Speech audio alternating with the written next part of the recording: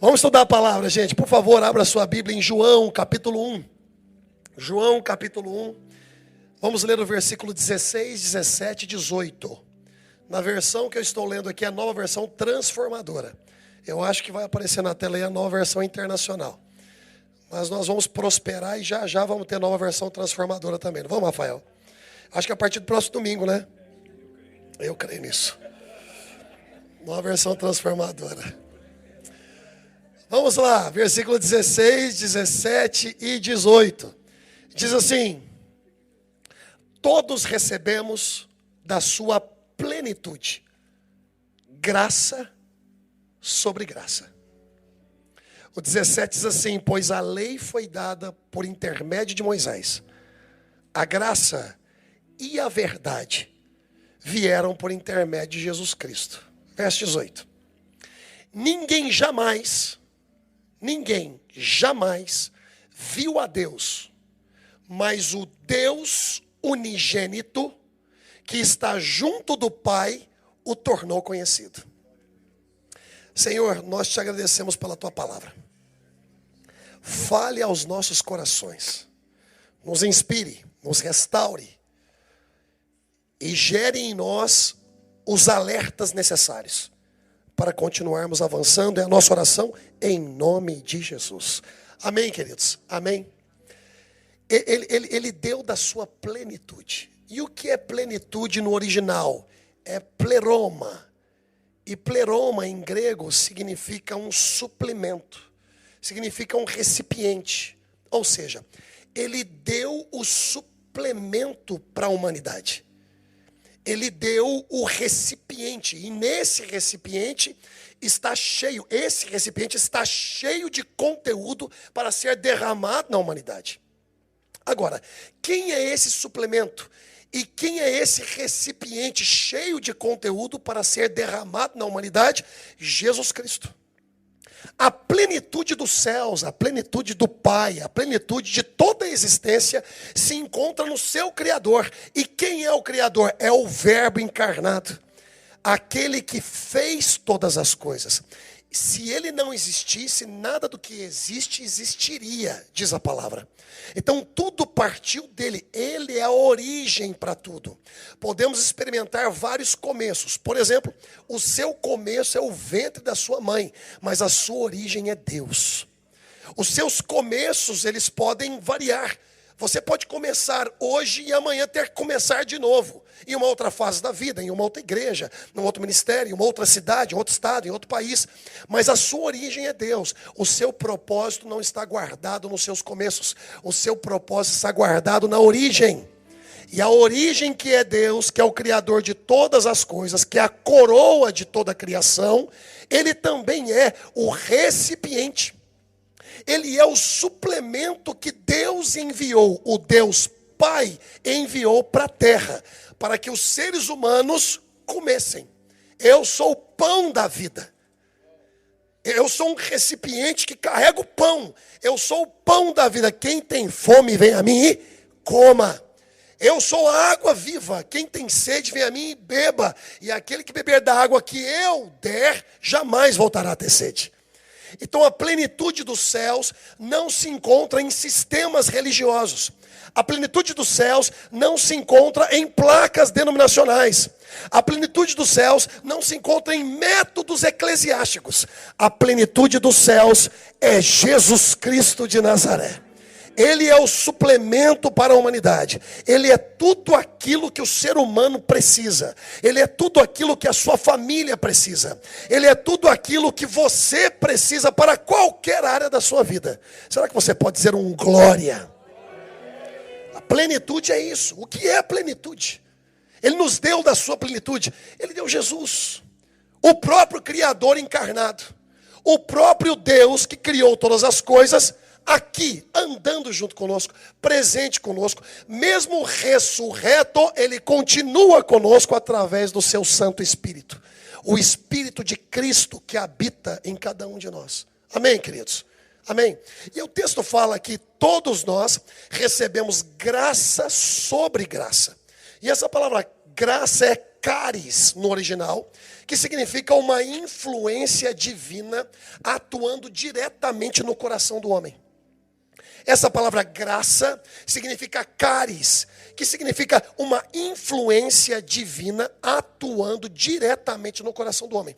Então ele nos deu graça sobre graça. E no próximo versículo ele fala que por intermédio da plenitude, por intermédio do recipiente, por intermédio do conteúdo que é Jesus, que é o conteúdo dos céus, ele então nos abençoa com graça e verdade. Bem, no versículo 16 fala graça sobre graça. No versículo 17 fala graça e verdade. E no versículo 18 fala sobre Jesus que nos apresenta o Pai. Sempre dois elementos. E no versículo 18, duas pessoas. Graça sobre graça, porque a plenitude traz o conhecimento do Filho, como também o conhecimento do Pai. Isso é graça sobre graça. A plenitude, o recipiente do céu, traz o conhecimento e a revelação na terra da graça a Jesus Cristo e da verdade do Pai. Porque o Pai que ama, ele também apresenta a sua verdade. E quem é a verdade? Jesus. E da onde vem a verdade? Da verdade, Deus, para operar justiça. Quando nós recebemos graça sobre graça, significa que nós recebemos graça, influência direta, divina no coração do homem, para experimentarmos bondade, para nos arrependermos, e também experimentamos graça, que é a verdade de Deus, expressa em Jesus Cristo, para transformarmos a nossa vida. Eu não posso só experimentar graça do perdão, eu também tenho que experimentar a graça, a verdade da transformação. Eu não posso experimentar só a graça, oportunidades. Eu também tenho que experimentar a graça, a verdade, para perceber o que é certo, o que é errado, como eu devo me proceder, como eu devo proceder na minha casa, na minha família, na sociedade. Então é graça sobre graça. A plenitude revela graça sobre graça. Revela a influência de Deus Pai diretamente em Jesus Cristo e a influência do Deus Filho diretamente no coração do homem. Promovendo o quê? Graça, favor imerecido e palavra de verdade para a transformação do ser. Entendemos aqui? Entendemos aqui, gente? Então, o que eu quero dizer com isso? Vamos lá. Se você estiver anotando, por gentileza, anote isso. 1. A graça humana exagerada, que alguns estão pregando por aí, que não é a graça de Deus revelada, mas é a graça humana exagerada, para poder calçar, para fundamentar comportamentos que não são de Deus. Ok? A graça humana exagerada gera gente relativizada. A graça humana exagerada gera gente relativizada. 2. A graça de Cristo equilibrada, a graça de Cristo equilibrada gera gente ensinada. Ensinada. E onde está na Bíblia isso? Tito capítulo 2, versículo 11. Coloca na tela rapidamente para mim. Tito capítulo 2, versículo 11 e versículo 12. Olha só que interessante. Primeiro vamos identificar quem é a graça. E vamos entender que a graça é uma pessoa.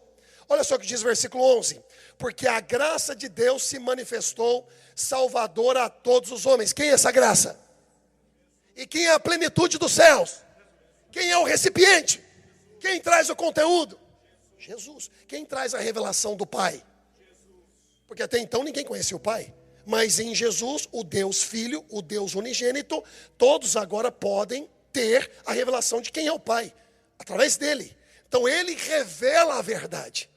Ele não é só um instrumento e um agente de pacificação entre o ser humano e Deus. Ele não é só um instrumento do favorecimento de Deus à humanidade, quanto a perdão, misericórdia, bondade, salvação. Ele também é a verdade do alinhamento comportamental. É o Deus justo, que quer que você seja treinado na justiça, de acordo com a identidade que Ele está te dando. Você é justo, mas não sabe se comportar como justo. Você é santo, mas você não sabe se comportar com santidade. Aí é onde vem a verdade. A verdade nos guia e nos ensina a alinharmos o nosso comportamento à nossa nova identidade nele. Amém, queridos? Amém, queridos? Então olha só o que o texto diz. Porque a graça de Deus se manifestou salvadora a todos os homens. Quem é essa graça? Vamos lá, gente, com entusiasmo, me ajuda. Quem é essa graça? Mas olha o versículo 12. O que essa graça faz? Olha só. Ela nos ensina. Então essa graça que não transforma, não é graça. São exageros humanos. É gente que em nome do amor absorve pecado. Não, está tudo bem, pode seguir porque Deus ama. Deus ama, não significa que concorda.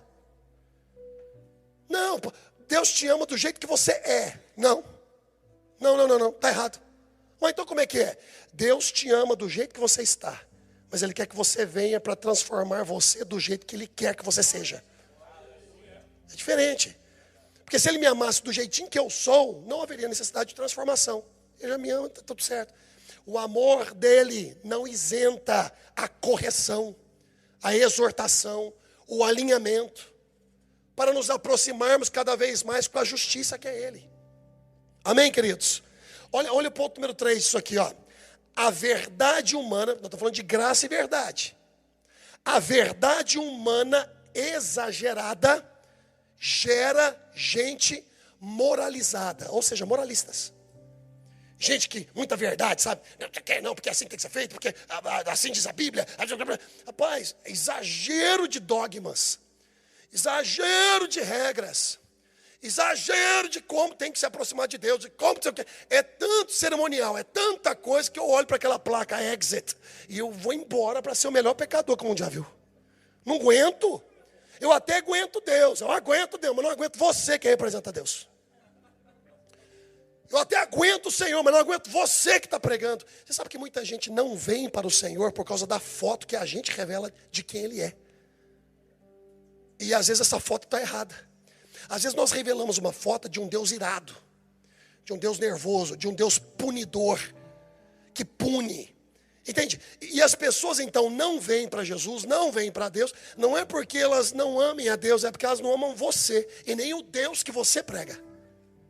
Entendeu? Então a graça a humana exagerada gera gente relativizada. A graça de Cristo equilibrada gera gente ensinada. A verdade humana exagerada gera gente moralizada, moralista. Mas a verdade de Deus, através de Cristo, gera gente transformada. Glória a Deus.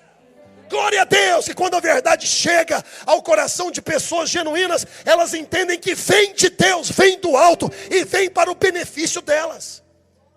É por isso que a palavra do Senhor fala assim, que o pai que ama, ele corrige e açoita. E esse açoite não é de violência, agressividade física, mas é para endireitamento do ser. É para refinar do caráter, como um dia você já foi corrigido e açoitado pelo teu pai.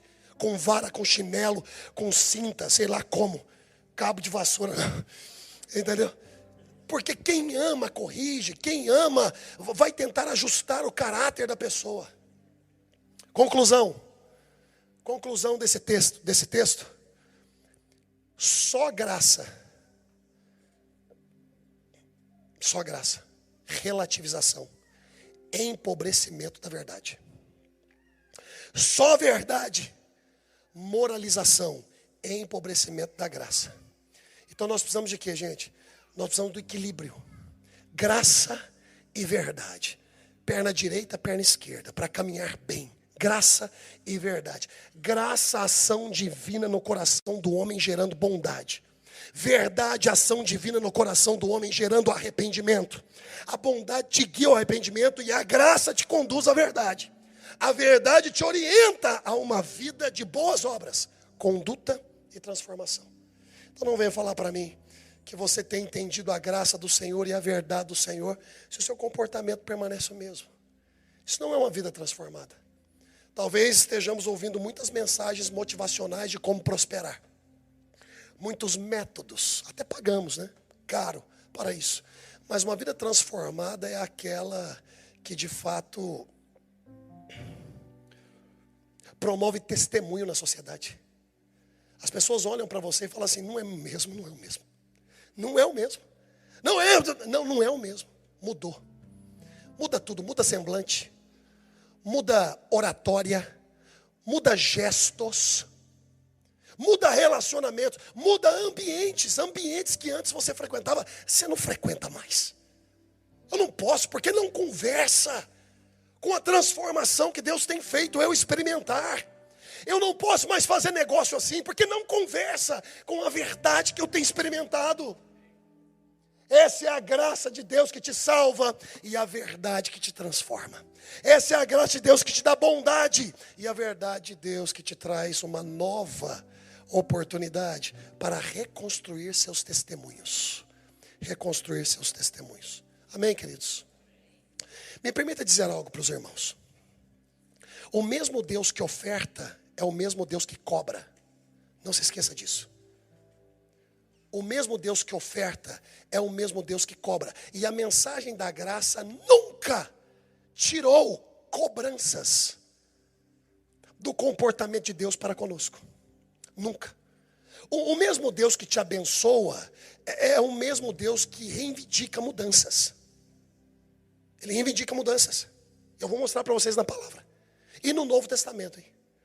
O mesmo Deus que estabelece a igreja, estabelece a família, estabelece um emprego novo, estabelece a empresa na sua vida, é o mesmo Deus que também vai esclarecer em como você tem que manusear o que Ele te deu. Ele não é um Deus que só dá, Ele é um Deus que pede conta. Como aquele senhor que distribuiu talentos e fez uma viagem. E quando ele volta, ele pede conta. Ele falou assim, o que eu coloquei na sua mão, o que você fez? Ah, Senhor, você colocou 5, multipliquei para 10, servo bom e fiel. Agora, seja gestor dos 10. E você? O Senhor colocou 2, multipliquei para 4, servo bom e fiel. Foste fiel no pouco, agora governe sobre muito. E você? Ah, sabendo que o Senhor é severo, eu enterrei. Servo mau. Por que você não fez o que é o básico? Colocasse na mão de banqueiros. Porquanto até o que você tem será tirado de você. E dado para quem multiplicou.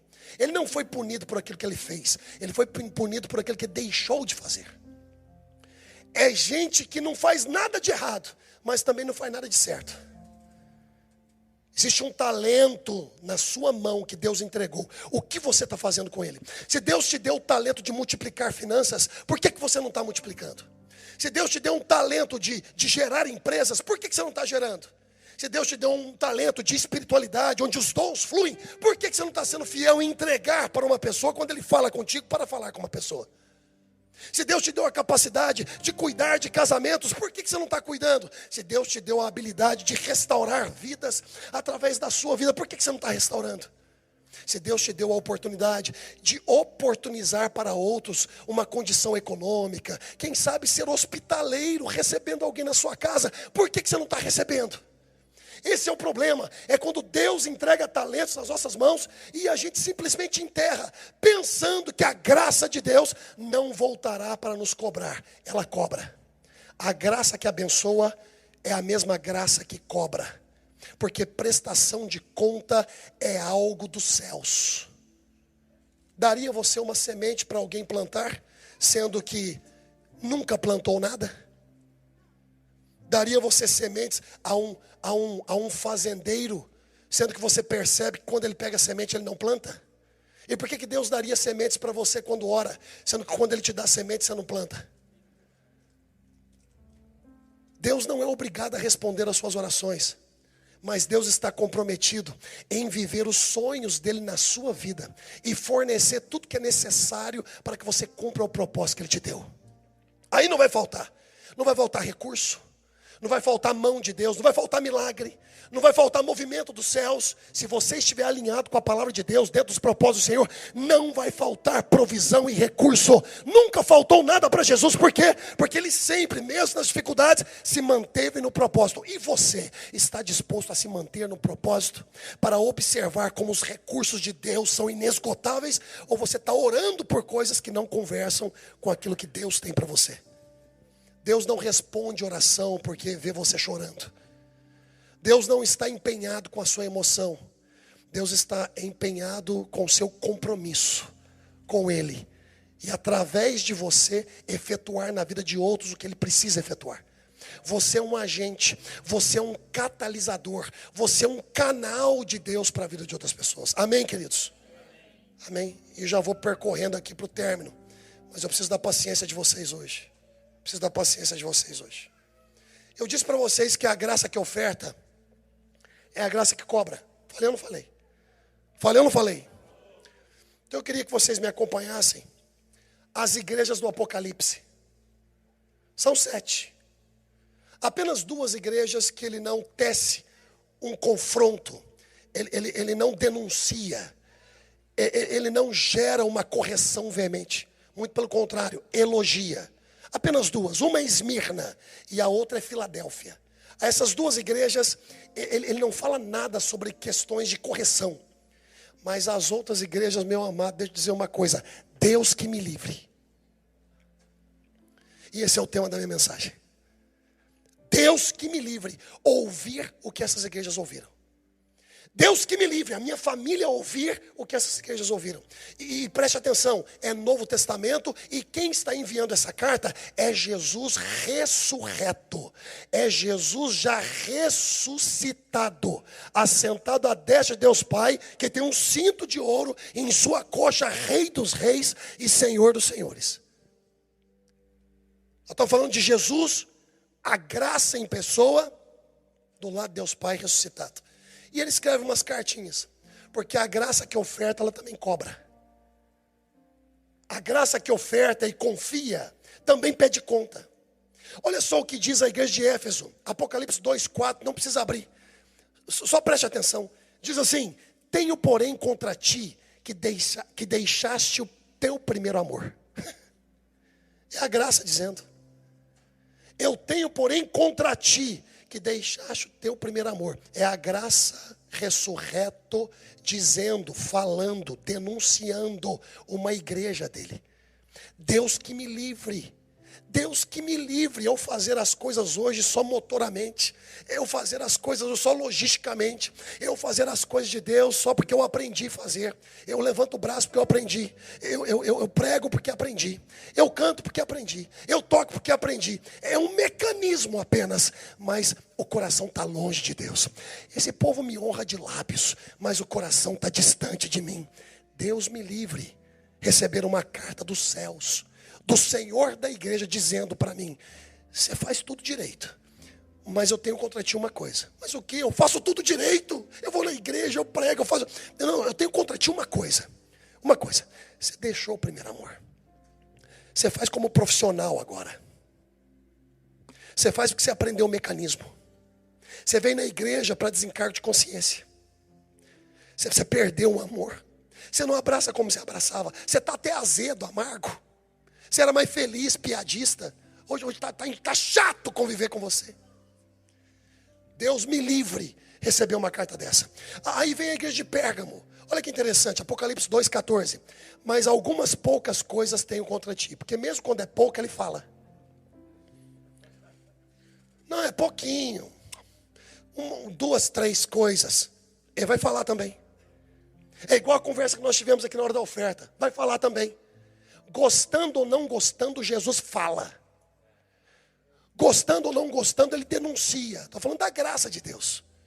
Olha só, eu tenho algumas poucas coisas contra ti.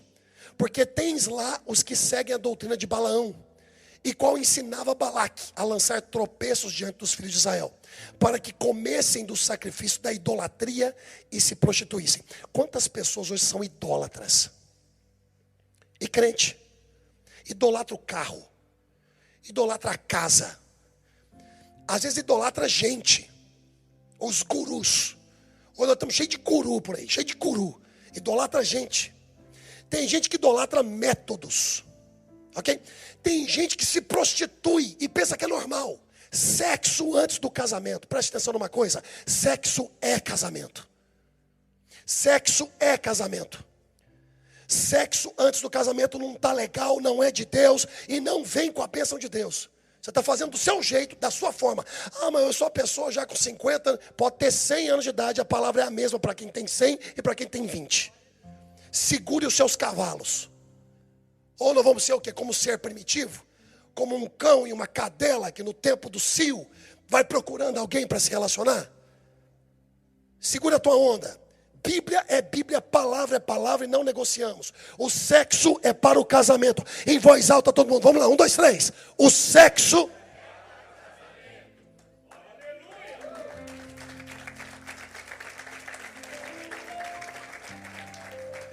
Aí nós temos uma outra igreja chamada Tiatira. Estou falando da graça que oferta é a graça que cobra.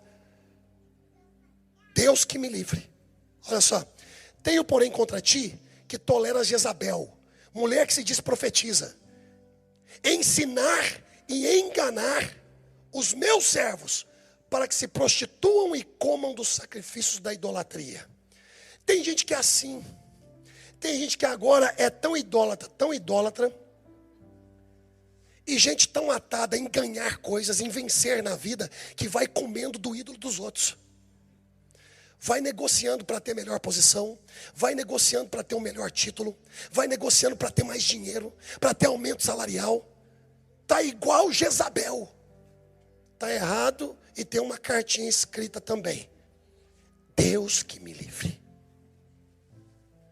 Você pode falar comigo, Deus que me livre? Você sabe que o momento mais preciso para testar o caráter de alguém é no maior momento de necessidade dessa pessoa. As propostas do inferno muitas vezes vêm no momento onde você está mais necessitado. E às vezes você confunde como Deus, né? Mas você tem que passar pela régua do princípio, pela régua do valor. Conversa com os princípios bíblicos. Conversa com o valor de Deus para a minha vida. E não podemos esquecer naquela escritura que fala assim, ó, tudo que é bom, tudo que é honesto, tudo que é de boa fama, nisto pensai, nisso pensai. Aí tem uma cartinha também para Sardes. Olha só. Conheço tuas obras, que tem nome, tens nome de que vives, mas está morto. Sabe o que é isso aqui? É gente que vive de aparência. Porque no Instagram todo mundo é tudo, né? Até a foto do perfil, quando você conhece pessoalmente, você fala, meu Deus. Lá é um anjo, aqui é tanto perfil não, é tanto filtro, que você não conhece uma pessoa não. A sede que temos em demonstrar algo para alguém que não tem nenhuma necessidade. A sede que temos de vender para a pessoa aquilo que não somos. Às vezes compramos um carro que não conseguimos pagar. Não conseguimos pagar. Às vezes andamos com roupa que não conversa com a nossa condição financeira. Às vezes fazemos viagens só para poder aparecer para os outros, mas não tem condição. Fica o ano inteiro endividado. Ano inteiro endividado. Essa necessidade de aparecer, essa necessidade de ficar contando para os outros o que você já foi, o que você já fez. É como se fôssemos um produto e o tempo todo a gente tem que ficar se vendendo.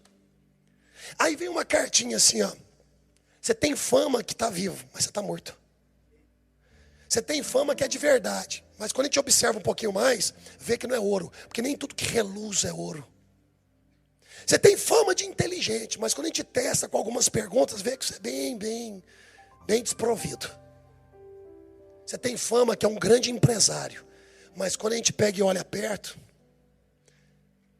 você tem fama que é um cara até próspero, mas quando a gente vai checar, não passa de aparência. Uma cartinha para esse povo. E a última, Laodiceia.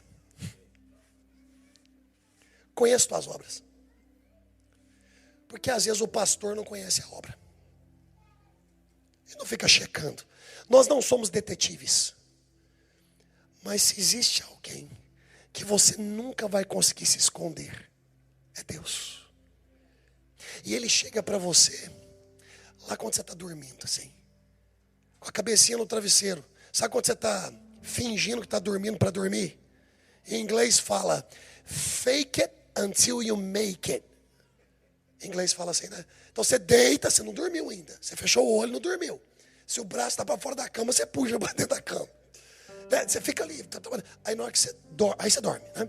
Mas naquele momento ali, é o momento onde Deus pega e fala assim, ó, conheço as tuas obras. Conheço. Eu sei o que você está fazendo.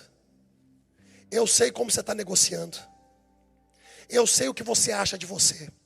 Eu sei os telefonemas que você está dando. Eu sei com quem você está conversando. Eu sei. Eu sei qual é o discurso que você está tendo. Eu sei quais são as amizades que você não conta para o teu pai nem para tua mãe. Eu conheço as suas obras. Eu conheço o seu linguajar fora da presença daqueles que você tem que prestar conta. Eu conheço o seu jeito. Eu conheço as suas obras. E aí continua dizendo, que nem és frio e nem quente. Ou seja, quem dera fosse alguma coisa, porque pelo menos definido você seria. Ficaria mais fácil da gente lidar contigo. Não é frio, não é frio. Pronto, definiu, é frio. Pronto, vamos ver como é que a gente faz para ajudar, para esquentar. Não, é quente, sabe que é quente, muito quente. Vamos ver se a gente esfria um pouquinho então. Mas é quente. Mas quando é morno, isso se chama artigo indefinido.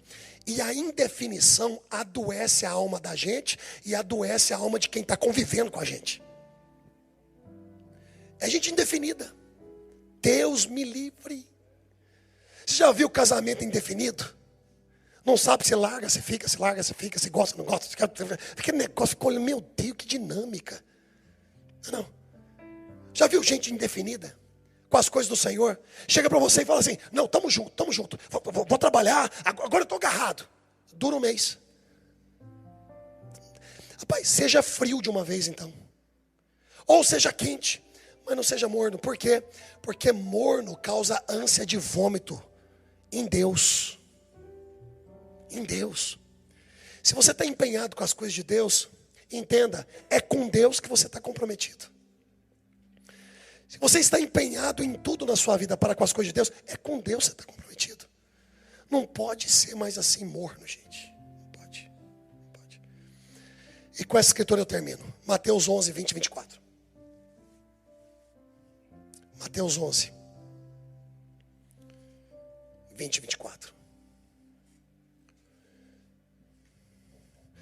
Se até agora, mesmo com a minha voz a 10%, você não prestou atenção, preste agora. Esse aqui é o nosso Senhor. Diz assim, então Jesus começou a denunciar as cidades em que havia sido realizada a maioria dos seus milagres, porque não se arrependeram. Essa palavra denunciar é oneidizo em grego, que significa difamar. Denunciar na língua portuguesa que está leve. O que Jesus disse é o seguinte, ou o que ele fez foi o seguinte, ele começou a difamar as cidades que experimentaram milagres e mover de Deus, mas não se arrependeram. É gente que desdenha da presença de Deus. É gente que não valoriza as coisas de Deus. É gente que não valoriza a graça de Deus, o milagre de Deus. Quantas coisas mais o Senhor terá que fazer na sua vida até você parar de ser uma pessoa duvidosa, uma pessoa que sempre duvida, que sempre questiona. Sabe? Não há milagre suficiente para te convencer. É toda semana um milagre novo. É toda semana uma bênção nova. Porque senão a murmuração começa. Parece que é uma amnésia. E parece que Deus tem que fazer o tempo todo para poder te manter com Ele. É como o pastor que tem que agradar o tempo todo para poder manter o amor da igreja com Ele. É como se Deus fosse refém da gente. Sabe? Aqui, Jesus está denunciando cidades em que havia sido realizada a maioria dos seus milagres. E por que ele está denunciando? Porque experimentaram tanto poder, tantas coisas de Deus, e mesmo assim não se arrependeram. O pecado da incredulidade. Olha só. Ai de você, Corazim. Ai de você, Betsaida. Porque se os milagres que foram realizados entre vocês tivessem sido realizados em Tiro e Sidom, há muito tempo elas se teriam arrependido, vestindo roupas de saco e cobrindo-se de cinzas. Mas eu afirmo que no dia do juízo haverá menor rigor para Tiro e Sidom do que para vocês. E você, Cafarnaum, será elevada até o céu? Não, você descerá até o Hades. Se os milagres que, meu Deus do céu, olha isso aqui, gente. Se os milagres que em você foram realizados tivessem sido realizados em Sodoma, ela teria permanecido até hoje, porque Sodoma ia se arrepender. Haverá mais misericórdia para Sodoma do que para você, ó Cafarnaum. Cafarnaum era a cidade onde Jesus morava na Galileia. Eu estive lá. Hoje é ruínas. Betsaida, ruínas. Corazim, ruínas. E quando fala sobre Betsaida e Corazim e Cafarnaum, vai descer ao Hades. Houve um incêndio em Cafarnaum. Você chega lá hoje, você vê um monte de pedra queimada. 2000 anos se passaram. E Jesus, que é a graça em pessoa, denunciou essas cidades. Porque milagres foram feitos. A obra dele foi realizada. E o povo não mudava. O povo não aceitava. Quantos mais milagres você precisa, meu irmão? Quantos mais moveres de Deus você precisa, meu irmão? Para levantar sua cabeça, estufar o peito e entender que não podemos nos viciar em milagres, mas sim nos transformarmos em agentes de milagres. Até quando nós seremos o alvo do milagre? E quando é que nos tornaremos no milagre e faremos de outros o nosso alvo? Ai de você, Corazim. Deus me livre de ser Corazim.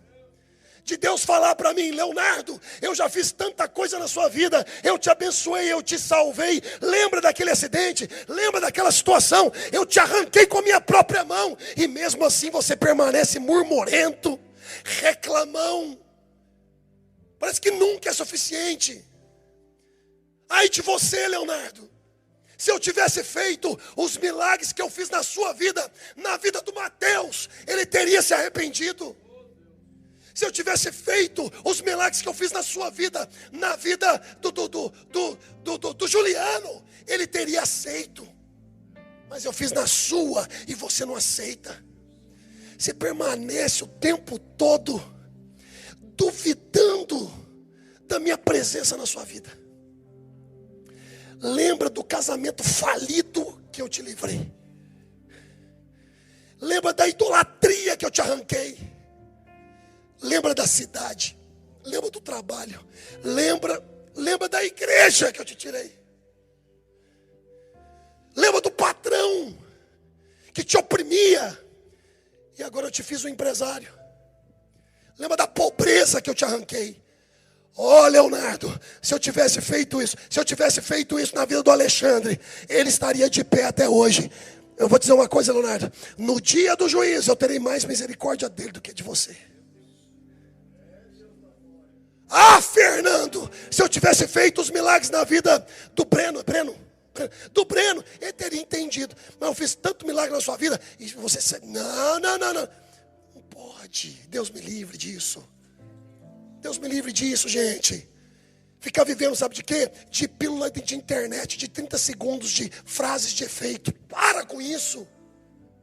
Às vezes nós admiramos muito mais quem nunca tocamos do que aquele que fala no nosso coração todo dia.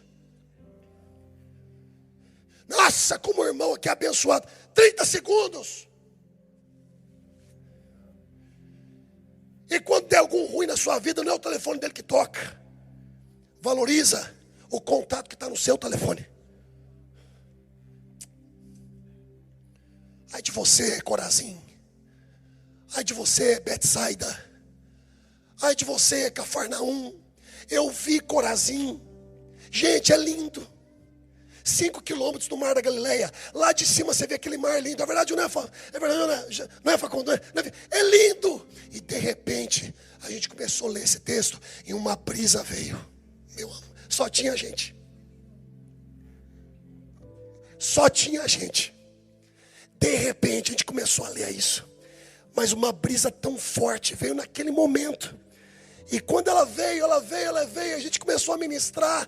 E aí, de repente, o pastor Bartolomeu, de 70 anos, ele abre a boca e fala assim: ai de mim, eu não quero ser Corazim. Quantas mais palavras de encorajamento você precisa? Quantas? Quantos mais telefonemas de pastor você precisa? Cria vergonha. O Supremo Pastor vive dentro de você. A plenitude que eu comecei a mensagem vive dentro de você. Graça e verdade. Quantas mais palavras proféticas precisa para nortear a vida? Você não lê a Bíblia? Quanto mais entendimento, quantos mais... Não, deixa eu ver se a igreja para mim. Aí deixa eu ver se eu sinto. Que sente porcaria nenhuma. Você não está aqui para sentir, você está aqui para ser treinado. Um relacionamento de sentimentos com Deus. O que Abraão sentiu quando ele pediu Isaac? Se ele fosse servir a Deus com sentimento: Deus, eu orei a vida toda por um filho, e o Senhor me dá um filho, agora o Senhor pede meu filho. Não, ele falou assim: Senhor, eu vou levar lá para o monte que o Senhor me mostrar. É esse monte aqui, Abraão. Agora sobe e sacrifica para mim. Não contempla sentimento, não contempla emoção, porque o ser humano é assim: um dia ele está up, outro dia ele está para baixo. Um dia ele está amando e elogiando, outro dia ele está criticando e destruindo. Um dia é a melhor mulher do mundo, outro dia, nossa, a mulher problemática, o Senhor me deu, pelo amor de Deus. Um dia é o melhor emprego, outro dia é o pior emprego.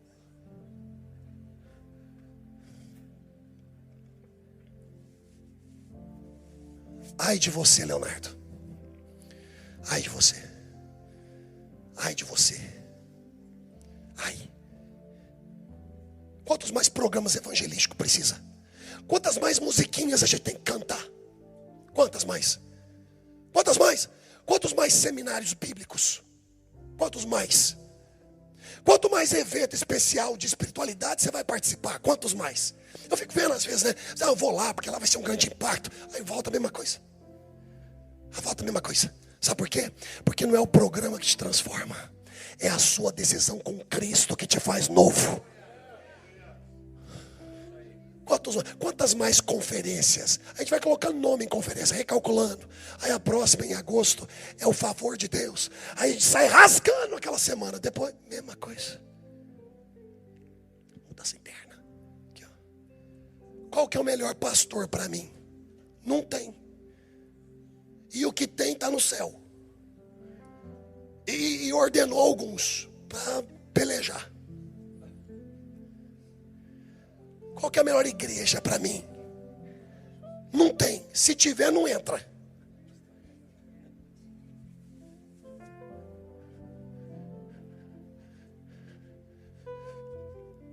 Gente, vou terminar. Preciso terminar, gente. Então, esse culto, 2h40.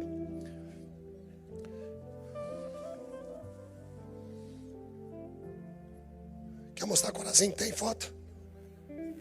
Tem foto? Um minuto, né? Vou mostrar Corazim. Deus me livre de ser Corazim. Fala aí, Corazim, fala. Agora você sabe o que é Corazim. Fala Betsaida. Fala Cafarnaum. Lá em Cafarnaum, abriu o teto de uma casa e um paralítico desceu. Jesus curou ele. Mas ele denunciou Cafarnaum. Cafarnaum hoje é ruína. Aí, Corazinho. Gente, a pedra está preta? Está preta a pedra? Fogo. 2000 anos depois. Uma linda cidade. Você sabe, eu não quero que você seja uma linda cidade e daqui a pouquinho todo mundo olha para você e vê que está queimado. Eu te convoco hoje ao arrependimento. Eu saí de Israel e eu falei assim, essa é a primeira mensagem que eu vou pregar na igreja. Minha mensagem. Sabe por quê? A gente se acostuma com as coisas. Não leva mais a sério. E hoje nós estamos no personalité. Eu quero ver se eu vou gostar.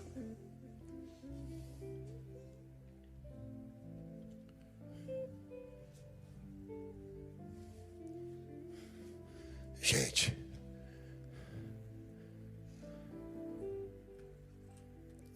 vamos ser verdadeiros. Vamos parar de meninice, por favor. Vamos nos ajudar. Vamos amadurecer, gente. Saia daqui hoje assumindo esse compromisso. Eu quero te convocar ao arrependimento.